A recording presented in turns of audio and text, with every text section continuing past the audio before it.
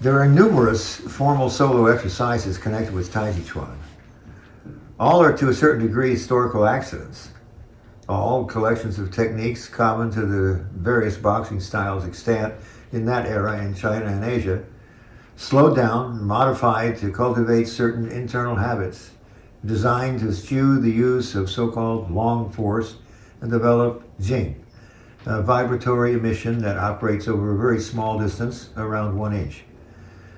This force can only be emitted through the medium of a completely soft musculature, which depends completely upon extreme relaxation to function.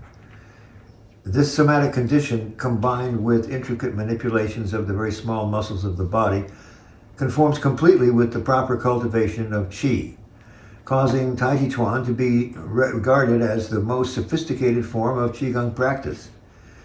Without trying at this point to define qi, which is regarded by Western science as anything from another word for metabolism to simply a hopeful fantasy, let us just say that it is the ultimate result of increasingly smaller and more intricate manipulation of the musculature, a process that is associated with all types of qigong development and described in the classical aphorisms connected with Taijiquan as first learn to stretch, then learn to shrink.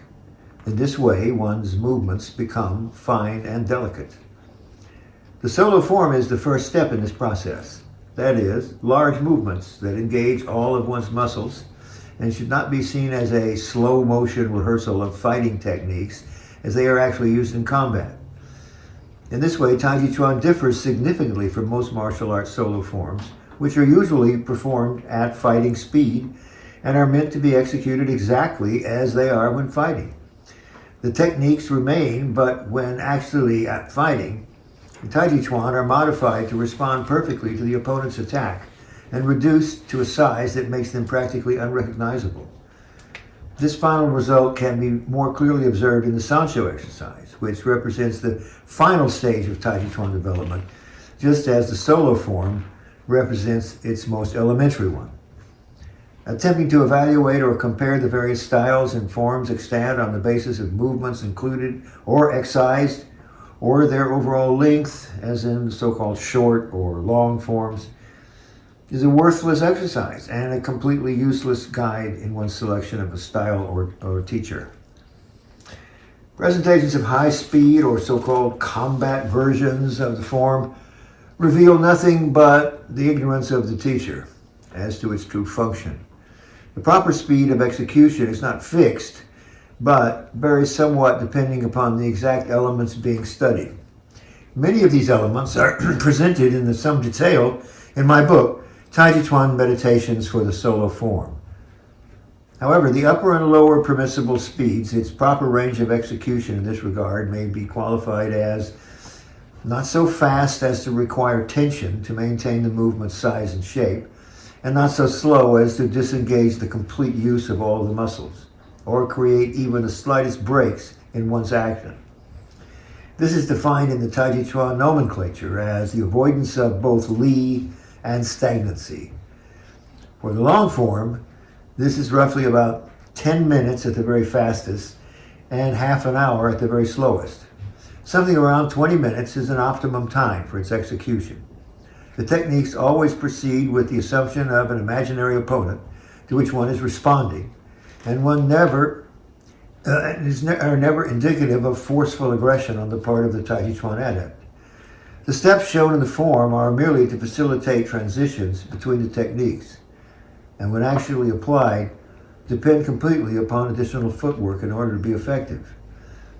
These traditions frequently involve exaggerated changes of direction, some suggesting maneuvers of the imaginary opponent that border upon the impossible. They encourage the greatest possible range of movement and response, making more abbreviated versions that much easier. Breathing is an important element, but it is never connected in definite ways with individual movements, as is usual with the so-called hard martial arts. In other words, one day a given movement may be done while exhaling, and the next while inhaling. This, along with other more subtle changes in the traditional external forms, cause many familiar with martial arts to dismiss them as amateurish or misguided. But this is reflective only of their ignorance concerning Taijiquan's very esoteric and unusual methodology. It is common for exponents of these external styles to regard the Taijiquan solo form as just another set, one which they may master and add to their repertoire of offensive and defensive techniques. Because of their other expertise, they are sometimes quick to add Taiji Master to their list of impressive credentials.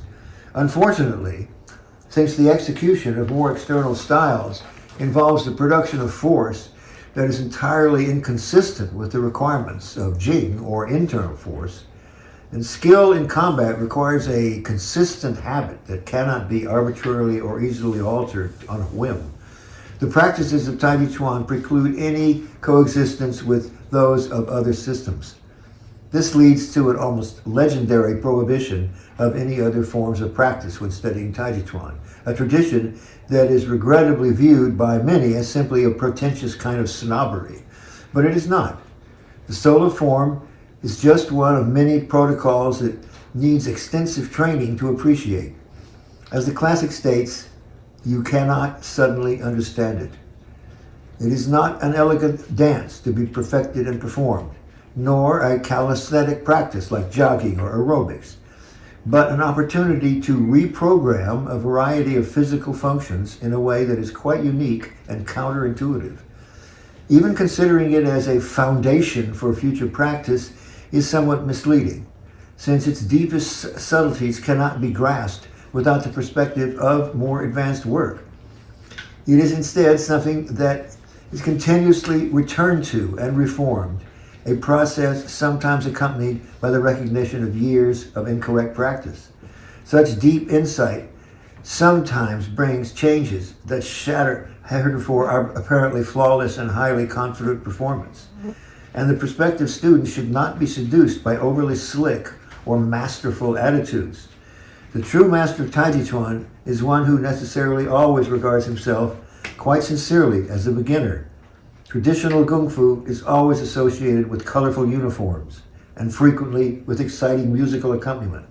But Taijiquan eschews such costumes and most properly is done in silence.